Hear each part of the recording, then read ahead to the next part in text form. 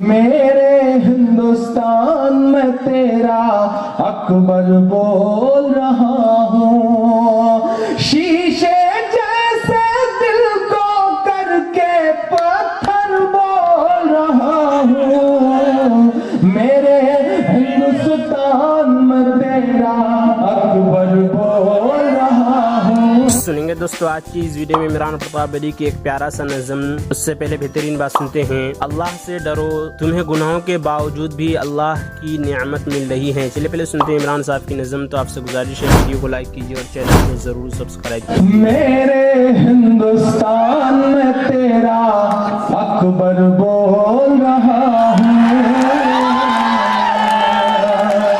پتہ نہیں ان تک پہنچی یا نہیں پہنچی، میں پہنچانا بھی نہیں چاہتا۔ میں یہ چاہتا ہوں کہ آپ تک پہنچے اور سب تک پہنچے جن کے دل کا درد ہے۔ میں پڑھتا ہوں، آپ سب کی شرکت مانگتا ہوں۔ مائک کا والیوم تھوڑا بڑھا دیں کیونکہ یہ باوازیں بلند پڑھی جانے والی نظم ہے، تھوڑا سا بڑھا دیں اس کا والیوم، پڑھتا ہوں سبھی کا، لیکن آپ کو بھی اپنی آوازیں بڑھانی پڑیں گی۔ پڑھتا ہوں۔ میرے ہندوستان میں تیرا اکبر بول رہا ہوں۔ ندیم بھائی سننا، یہ نظم سنی نہیں آپ نے۔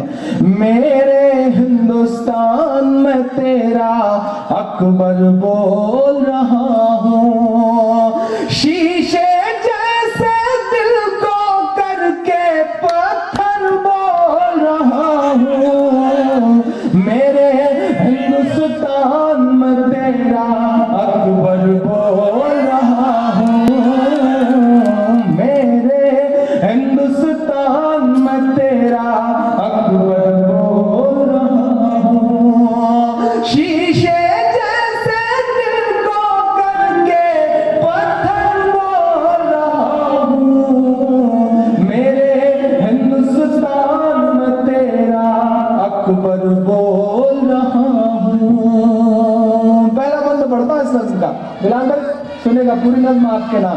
نظام الدین صاحب آپ کے بغل میں بیٹھے ہیں، وکیل ہیں۔ یہ نظم پڑھنے کے بعد حالانکہ مجھے بھی وکیل کی ضرورت پڑ سکتی ہے، اس لیے بہت محبت ہے۔ اچھا، وکیل کا بھی معاملہ بڑا خراب ہوتا ہے۔ میرے الہ آباد میں تو ہائی کورٹ ہے جہاں میں رہتا ہوں، تو دن بھر کالے کوٹ سے گھرا رہتا ہوں۔ فیروز بھائی ایک دن ایک وکیل صاحب کو کتے نے دوڑا لیا، کالا کوٹ پہنے میں، تو وکیل صاحب تو کتا سمجھ نہیں پایا، اسے لگا یہ کالے کوٹ میں کون آ گیا، اس نے دوڑا لیا۔ وکیل صاحب بھاگے بھاگے بھاگے، جان بچا کے بھاگے، کتا پیچھا ہی نہیں چھوڑ رہا تھا۔ بھاگتے بھاگتے ایک بڑا سا چبوترا ملا، تو وکیل صاحب کو لگا کہ اس پہ چڑھ جاؤں تو شاید جان بچ جائے۔ وہ کود کر کے اس پر چڑھ گئے۔ اب سانس تھی کہ آ ہی جا رہی تھی، دم لینے کا نام نہیں۔ بڑی دیر سستانے کے بعد انہوں نے سوچا کہ کتا چلا گیا ہوگا، پلٹے تو دیکھا کتا آرام سے وہیں بیٹھا ہوا تھا۔ وکیل صاحب نے اسے بہت غور سے دیکھا اور کہا، بیٹا اگر تیرے اوپر ایک بھی مقدمہ ہوتا تو تجھے پتا چلتا وکیل کی اہمیت کیا ہوتی۔ تو ایسے سمجھ نہیں رہا وکیل کی اہمیت کیا ہوتی، لیکن میں سمجھتا ہوں وکیل کی اہمیت، اس لیے میں بہادر نظام الدین صاحب کا شکریہ ادا کرتا ہوں کہ یہاں بیٹھے ہوئے بہت پیارے انسان ہیں، بہت محبت ہے ان کی۔ میں پڑھتا ہوں۔ میرے ہندوستان میں تیرا اکبر بول رہا ہوں، شیشے جیسے دل کو کر کے پتھر بول رہا ہوں، میرے ہندوستان میں تیرا اکبر بول رہا ہوں، تیرے پیارے شہر حیدرآباد کا بیٹا ہوں میں، تیرے پیارے شہر حیدرآباد کا بیٹا ہوں میں۔ اگلا مصرع یہ آپ سے جانچے گا کہ آپ جس شخصیت کا نام آ رہا ہے اس سے کتنی محبت کرتے تھے۔ میں پڑھتا ہوں۔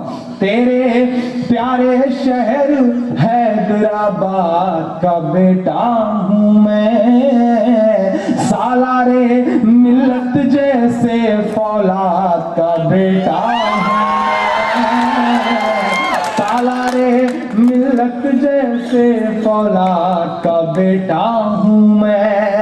دوستو عمران صاحب کی پیارا سا نظم سننے کے بعد آپ اپنی رائے میں کیا کرنا چاہتے ہیں وہ نیچے کمنٹ باکس میں ضرور بتائیں۔ یہ دوستو بہشتی زیور کتاب سے شرکت کا بیان سنتے ہیں۔ شرکت دو طرح کی ہے، ایک شرکت املاک کہلاتی ہے جسے ایک شخص مر گیا اور اس کے ترکہ میں چند وارث شریک ہیں، یا روپیہ ملا کر دو شخصوں نے ایک چیز خرید کی، یا ایک شخص نے دو شخصوں کو کوئی چیز ہدیہ دی۔ اس کا حکم یہ ہے کہ کسی کو کوئی تصرف بلا اجازت دوسرے شریک کے جائز نہیں۔ دوسری شرکت عقود ہے، یعنی دو شخصوں نے باہم معاہدہ کی ہم تم شرکت میں تجارت کریں گے۔ اس شرکت کے اقسام و احکام یہ ہیں۔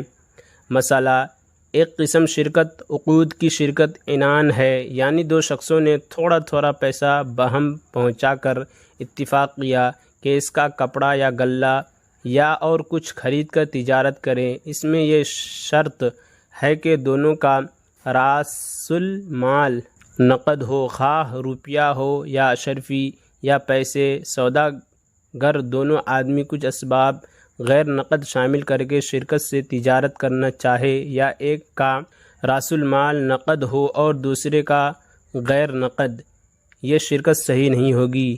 مسئلہ، شرکت عنان میں جائز ہے کہ ایک کا مال زیادہ اور ایک کا کم، اور نفع کی شرکت باہمی رضامندی پر ہے، یعنی اگر یہ شرط ٹھہرے کہ مال تو کم و زیادہ ہے مگر نفع برابر تقسیم ہوگا، یا مال برابر ہو مگر نفع 3/3 ہوگا، تو بھی جائز ہے۔ مسئلہ، اس شرکت عنان میں یہ شریک کو مال شرکت میں ہر قسم کا تصرف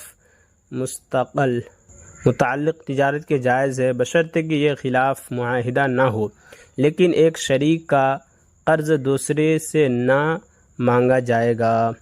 مسئلہ، اگر بعد قرار پانے اس شرکت کے کوئی چیز خریدی نہیں گئی اور مال شرکت تمام یا ایک شخص کا مال تلف ہو گیا تو شرکت باطل ہو جائے گی، اور ایک شخص بھی اگر شرکت کچھ خرید چکا ہے اور پھر دوسرے کا مال ہلاک ہو گیا تو شرکت باطل نہ ہوگی، مال خرید دونوں کا ہوگا، اور جس قدر اس مال میں دوسرے کا حصہ ہے اس حصہ کے موافق زرثمن اس دوسرے شریک سے وصول کر لیا جائے گا۔ مثلا ایک شخص کے 10 روپے تھے اور دوسرے کے 5 روپے والے نے مال خرید لیا تھا، اور 5 روپے والے کے روپے ضائع ہو گئے۔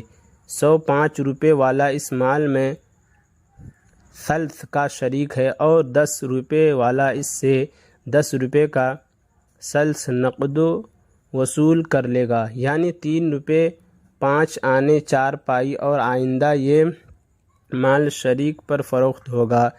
مسئلہ، اس شرکت میں دونوں شخصوں کو مال کا مخلوط کرنا ضرور نہیں، صرف زبانی ایجاب و قبول سے یہ شرکت منعقد ہو جاتی ہے۔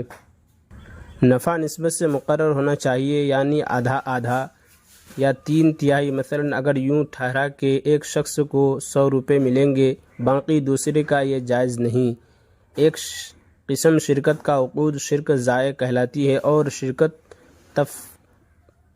تقیل بھی کہتے ہیں، جیسے 2 درزی یا 2 رنگ باہم معاہدہ کر لیں کہ ایک کام جس کے پاس آئے اس کو قبول کر لے، اور جو مزدوری ملے آپس میں آدھا آدھا یا 3/3 یا 1/4 وغیرہ حساب سے بانٹ لے، یہ جائز ہے۔ جو کام ایک نے لے لیا دونوں پر لازم ہو گیا، مثلا ایک شریک نے ایک کپڑا سینے کے لیے لیا تو صاحب فرمائش جس طرح اس پر تقاضا کر سکتا ہے دوسرے شریک سے بھی سلوا سکتا ہے، اسی طرح جیسے یہ کپڑا سینے والا مزدوری مانگ سکتا ہے دوسرا بھی مزدوری لے سکتا ہے، اور جس طرح اصل کو مزدوری دینے سے مالک سبکدوش ہو جاتا ہے، اسی طرح اگر دوسرے شریک کو دے دی تو بھی۔ دوستو ایسی ویڈیو کے لیے ہمارے اس چینل کو ضرور سبسکرائب کریں، ملتے ہیں اور دوسری ویڈیو کے ساتھ، تو جب تک کے لیے دیجیے مجھے اجازت اور رکھیے اپنا خیال۔ آپ دیکھ رہے تھے ثاقب میڈیا اور میں آپ کے ساتھ محمد ثاقب۔ السلام علیکم ورحمۃ اللہ وبرکاتہ۔